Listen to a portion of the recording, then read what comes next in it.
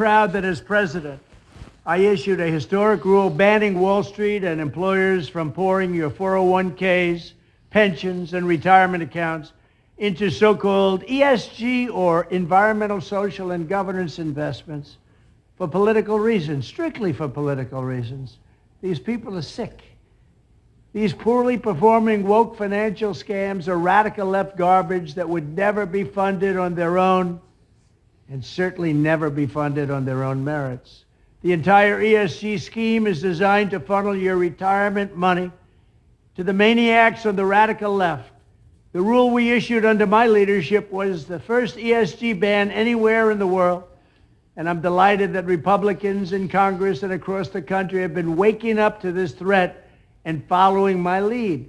Unfortunately, Joe Biden gutted my ESG rule, and now his Department of Labor has declared that fund managers can play politics with our seniors' hard-earned savings, and play it they are. Biden has already crushed your 401ks. If you take a look at the 401ks, when I was there, they were going like a rocket ship straight up, and now they're going like that rocket ship is crashing. But pensions and retirement accounts, with his radicalism and incompetence, they're going down, and they're going down big, and nobody's seen anything like it. With his action and with this action, he's trying to use your money to fund fringe left-wing causes at your expense. You're paying the price for all of this, and it's destroying our country beside. When I'm back in the White House, I will sign an executive order, and with Congress's support, a law to keep politics away from America's retirement accounts forever. I will demand that funds invest your money to help you, not them, but to help you, not to help the radical left communists, because that's exactly what we are. I will once again protect our seniors, just like I did before, from the woke left. And the woke left is bad news. They destroy countries. Thank you very much.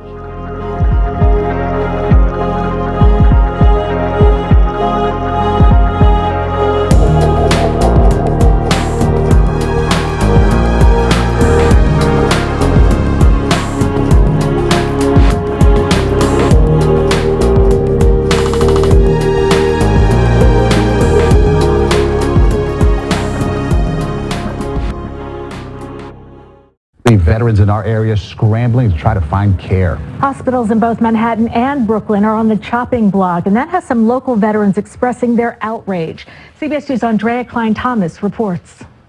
Every week, Rudolfo Rosa passes many healthcare facilities during his trip from the Bronx, specifically to be treated at the Veterans Hospital in Manhattan. And the doctors here, to me, they're sympathetic to a lot of the veterans. Now the Army veteran joins others in their outrage as the federal government recommends closing both the Manhattan and Brooklyn facilities. We fight for this country, and this country want to turn around and call a VA and won't take care of veterans. Details of the plan are outlined in this federal report explaining the hospitals are old, will cost hundreds of millions to upgrade while treating fewer patients, instead favoring partnering with academic institutions like NYU or Mount Sinai to provide care. This is nothing but another attempt at privatization. Yeah, that's it. That's the key. Many of our employees are veterans. Closing this facility puts veterans out of work. Now veterans are rallying the troops for a new mission to block hospital closures, and they're getting support from Congresswoman Carolyn Maloney. They have a good hospital. Where are they going to go?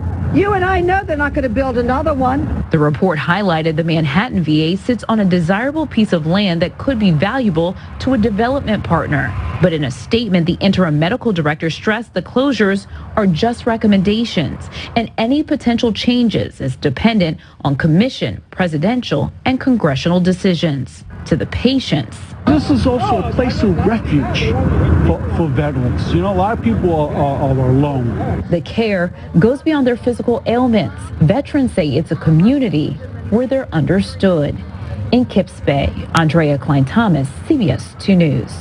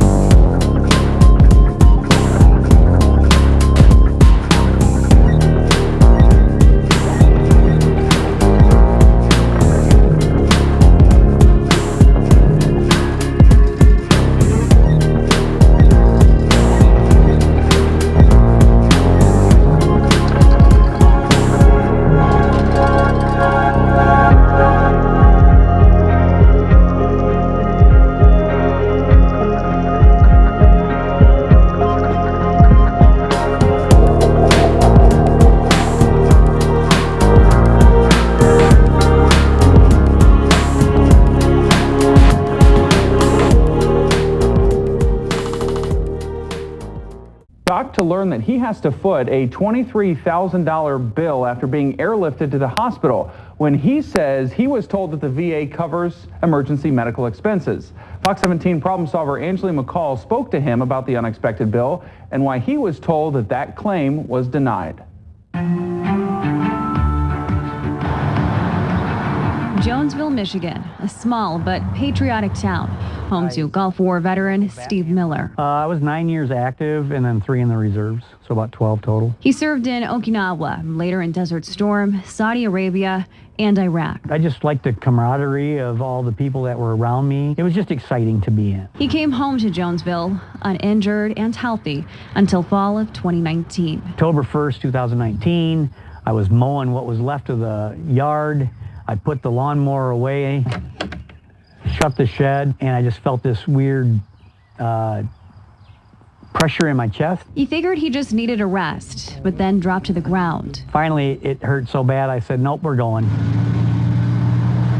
Steve's girlfriend first took him to Hillsdale Hospital, roughly 15 minutes from his home, but he needed more medical attention than the small rural hospital could offer. Well, it came to the point where I won't make it by ambulance. The only option, flying. A 20-minute ride from Hillsdale to Borges, provided through Michigan Medicine for emergency surgery. The next day, the doctor said I had a massive heart attack. Had I gone by ambulance, I probably wouldn't have made it. So, that's an emergency. He received his bills in the mail, his stay almost entirely covered by the Ann Arbor VA. Another bill from Michigan Medicine that he requested be submitted to the VA and did not hear anything until March of 2021. I was really floored when I first opened it up and I saw this bill and I'm like, wait a minute. It's been over a year and I never heard anything. Why am I getting billed now? He called and was told he was ineligible for the VA to cover the close to $23,000 flight because he didn't take off from a VA facility. That's not acceptable. No vet wants to hear that you don't qualify to live. That's basically what I heard. The VA gave Steve multiple reasons, so we asked for ourselves. With the VA providing us this statement reading, quote, regrettably, the law regarding emergency transportation only grants service-connected veterans or veterans who meet low-income thresholds eligibility to receive transportation benefits, leaving Steve to figure out a way to pay for the 5-figure bill himself. It's just a surprise that they'll cover everything that's medical, but they won't cover a ride. Well, how does a person get to these emergency surgeries without the ride? He estimates it could take him at least 15 years to pay it off. A long time for a small-town vet who assumed the VA would protect him after his time protecting so many others. No vet wants to see, especially 20-some thousand bucks, so yeah, it keeps me up at night. In Jonesville, Angeline McCall, Fox 17 News. And like the VA, most private insurance companies also do not cover medical flights, meaning that even if Steve had a primary insurance carrier, it probably would not have helped. Steve did start a GoFundMe to help pay for his medical costs, as well as other vets who are in the same situation. So, my fellow Americans, ask not what your country can do for you, ask what you can do for your country.